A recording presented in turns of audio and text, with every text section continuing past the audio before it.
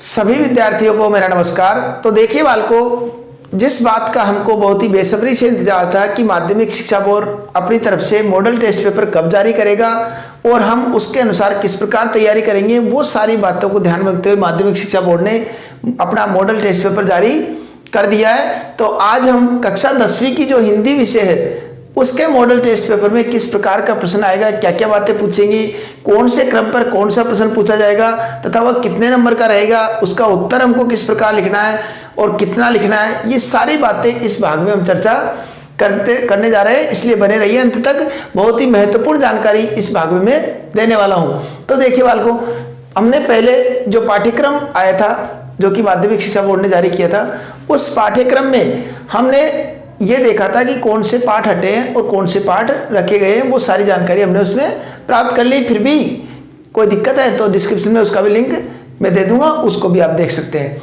वैसे अब रही बात प्रश्नों की, तो किस प्रकार प्रश्न पूछेंगे ये भी हमको जानकारी होना चाहिए। तो पहली बात है अपठित बोध, जिसमें अपठित गद्यांश और पद्यांश इससे संबंधित प्रश्न पूछे जाते हैं, तो वह 10 नंबर का रहेगा। और व्यवहारिक व्याकरण जो हमारे कोर्स में शामिल है, उस व्यवहारिक व्याकरण के अंतर्गत जो प्रश्न पूछे जाएंगे वह भी 10 नंबर के रहेंगे। अब आपको पता है कि हमारी पाठ्य पुस्तक 2 चलती है, क्षितिज और कृतिका। तो क्षितिज के अंतर्गत 2 भाग आते हैं, गद्यांश और पद्यांश।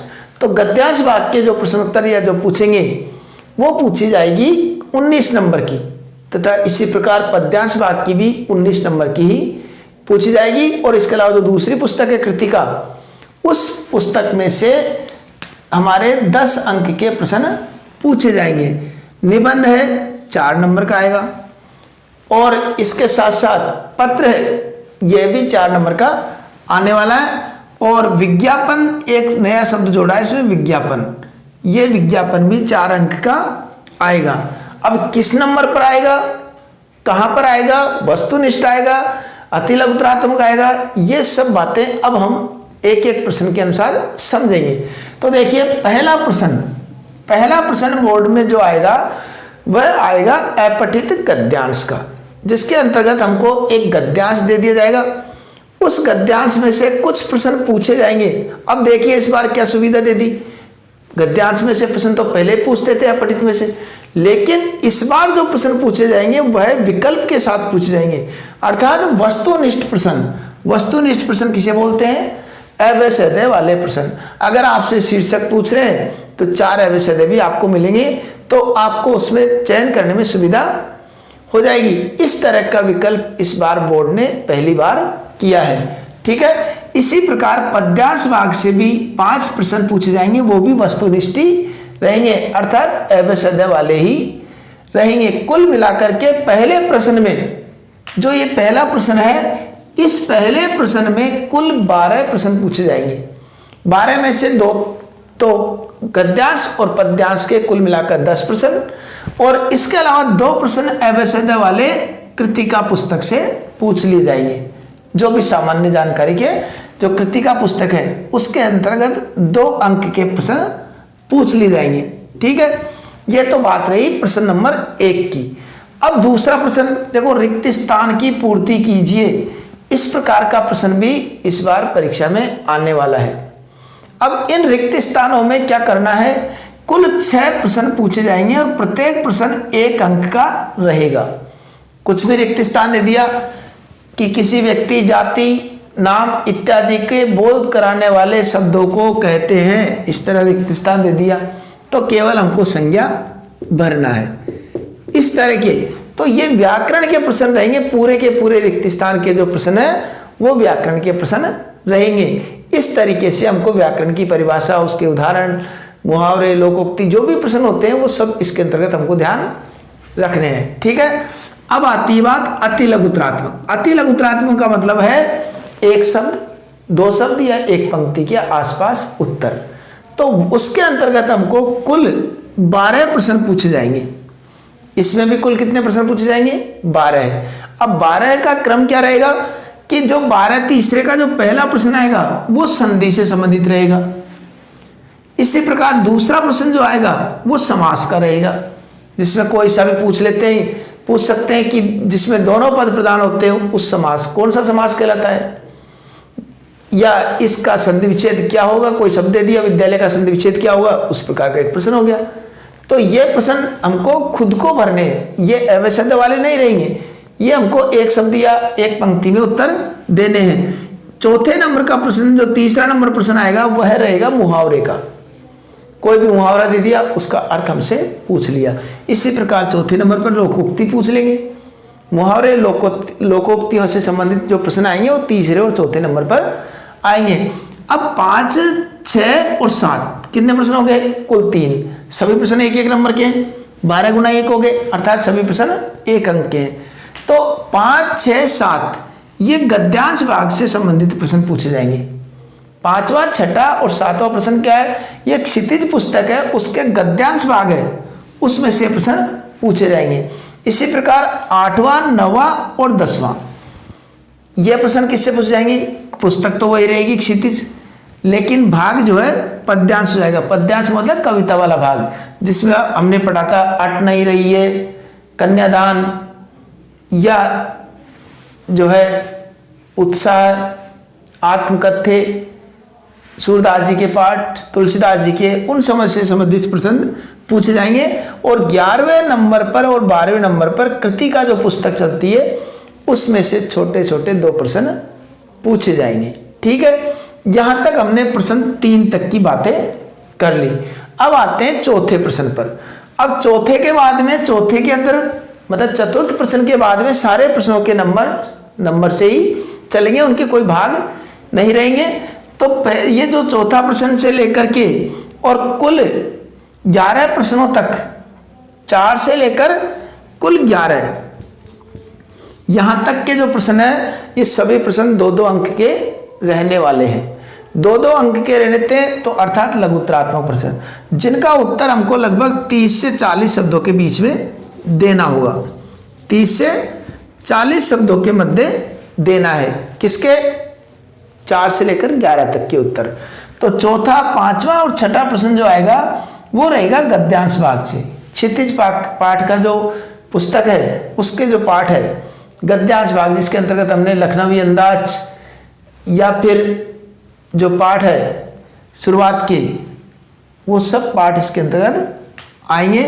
नेताजी का चश्मा, लखनवी अंदाज, ये सारे पाठ जो है वो इससे संबंधित प्रश्न पूछे जाएंगे 4 अंक के। इसी प्रकार पद्यांश भाग के भी 4 प्रश्न पूछे जाएंगे, 8वां, 9वां, 10वां और 11वां।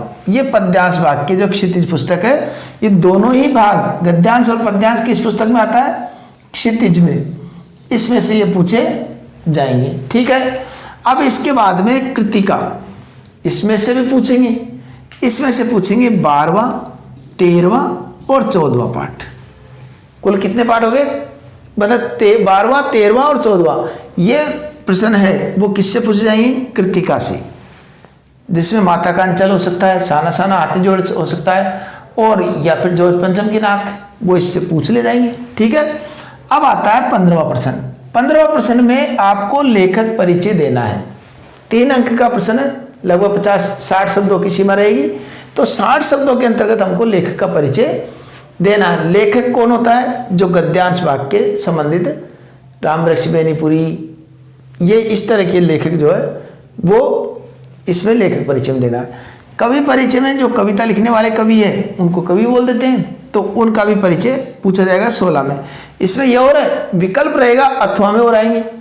अगर एक कवि का परिचय या लेखक का परिचय आपसे नहीं आता है तो अथवा में दूसरा रहेगा, उसका कर दीजिए आप। ये सुविधा आपको बोर्ड दे रहा है। ठीक है, इसके बाद में हमारा जो प्रश्न आता है 17वां प्रश्न। इस 17वें प्रश्न में क्या पूछेंगे, सप्रसंग व्याख्या कीजिए। कोई भी एक गद्यांश दे देंगे और उसकी सप्रसंग व्याख्या पूछेंगे, और ये प्रश्न जो रहेगा 3 अंक का रहेगा। सप्रसंग व्याख्या कैसे करते हैं इसका तरीका मैंने बता रखा है, और भी मैं बता दूंगा, और भी हम अध्ययन कर लेंगे। वैसे तैयारी में आपकी पूरी करा रहा हूं और कराता रहूंगा। 18वें नंबर का प्रश्न है वो रहेगा सप्रसंग व्याख्या का। ये भी सप्रसंग व्याख्या का, लेकिन ये रहेगी व्याख्या पद्यांश भाग की। ये किसकी रहेगी 18वें में, पद्यांश भाग की, ये रहेगी पद्यांश भाग की, और वो उधर की 17वें नंबर में गद्यांश भाग की। इसी प्रकार 19वां प्रश्न, इसमें थोड़े प्रश्न बड़े आ जाएंगे, लगभग 80 शब्द के आसपास इसमें उत्तर लिखने। तो इसमें जो प्रश्न आएंगे वह 3 अंक के रहेंगे। ये भी निबंधात्मक है और ये भी निबंधात्मक रहेगा। पद्यांश भाग से संबंधित एक प्रश्न पूछा जाएगा, एक एक प्रश्न पूछे जाएंगे और वो भी 3-3 नंबर के। और इसमें भी सुविधा ये रहेगी कि अथवा में आपको दूसरा प्रश्न भी मिलेगा और एक अगर नहीं आता है तो अथवा वाला भी कर सकते हैं, कोई दिक्कत नहीं है। इसी प्रकार 21वां प्रश्न जो आएगा वो निबंध क्या आएगा, और निबंध इस बार जो है 4 नंबर का ही रखा गया है। 4 नंबर का निबंध हमको करना है। जितने भी बस हमको संकेत बिंदु मिलेंगे, वहां पर पॉइंट मिलेंगे 4, चारों में से कोई एक निबंध लिखना है और संकेत बिंदु हमको वो पेपर में मिल जाएंगे, उसके आधार पर हमको ये निबंध लिख देना है। ठीक है। इसी प्रकार 22वें नंबर पे जो प्रश्न आएगा वो पत्र का आएगा। तो पत्र, प्रार्थना पत्र, औपचारिक अनौपचारिक जो भी है वो इससे संबंधित आएंगे, उनका भी मैं अभ्यास करा रहा हूं और कराता रहूंगा। आप बने रहिए हमारे साथ। और इसी प्रकार अंतिम जो प्रश्न आएगा इस बार नया जोड़ा है विज्ञापन। विज्ञापन किस प्रकार लिखते हैं, उन सबका प्रारूप क्या है, ये बातें हमको अंतिम प्रश्न में बताना है। और ये भी 4 अंक का ही आने वाला है। तो निबंध भी 4 अंक का, पत्र भी 4 अंक का और विज्ञापन भी 4 अंक का। कुल मिलाकर हमारा पेपर हो जाएगा 80 अंक का। तो 80 अंक का हमको पेपर करना है और प्रयास रहे पेपर जिस तरीके से आ रहा है, मॉडल टेस्ट पेपर जिस प्रकार से तैयार किया है, उस आधार पर हमारे तैयारी ये रहे कि 80/80 ये तो आ ही जाए। ज़्यादा से ज़्यादा अगर कम हो तो 79/80 भी चल जाएगा, कोई दिक्कत नहीं है। इतने तो हमारे आ ही जाने चाहिए। ठीक है। तो इस प्रकार का हमारे मॉडल टेस्ट पेपर रहा है, इसको बारीकी से समझाने का प्रयास किया है। और इसके आधार पर जो भी प्रश्न बनते हैं वो वस्तुनिष्ठ हो, रिक्त स्थान हो, वह सब मैं शीघ्र ही ऑनलाइन टेस्ट के माध्यम से वो संपूर्ण भाग पूरा करूंगा। और उस टेस्ट के माध्यम से हमारी और भी तैयारी हो सकती है। तो बने रहिए हमारे साथ, मिलते हैं इसी प्रकार के रोचक भागों के साथ अगले भाग में। तब तक के लिए धन्यवाद।